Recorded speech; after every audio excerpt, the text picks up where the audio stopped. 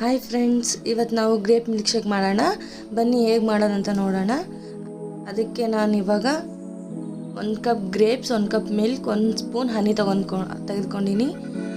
ಅದನ್ನೆಲ್ಲ ಇವಾಗ mixie jar ತಗೊಳ್ರಿ, ಅದಕ್ಕೆ ಸೇರಿಸ್ಕೊಳ್ರಿ ಎಲ್ಲ.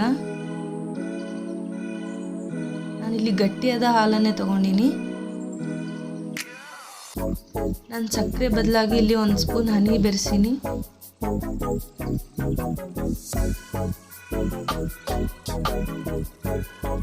ಇದನ್ನ ಇವಾಗ ಚೆನ್ನಾಗಿ ಬ್ಲೆಂಡ್ ಮಾಡಿ.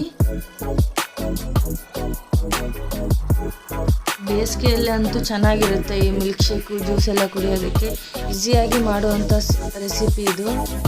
ಈಗ ಇದು ಗ್ಲಾಸ್ಗೆ ಸರ್ವ್ ಮಾಡ್ಕೊಳ್ಳೋಣ. ಫ್ಯಾಮಿಲಿ ಮೆಂಬರ್ಸ್ ಯಾರಾದರೂ ಫ್ರೆಂಡ್ಸು ಬಂದರೆ ಬೇಗ ಮಾಡ್ಕೊಳ್ಬಹುದಾದ ರೆಸಿಪಿ ಇದು. ಇದಕ್ಕೆ ಚಿಕ್ಕದಾಗಿ ಹೆಚ್ಚಿದಂತಹ ಗ್ರೇಪ್ ಪೀಸನ್ನು ಆ್ಯಡ್ ಮಾಡ್ಕೊಳ್ಳಿ. ಮಕ್ಕಳಿಗಂತೂ ತುಂಬ ಇಷ್ಟ ಆಗುತ್ತೆ.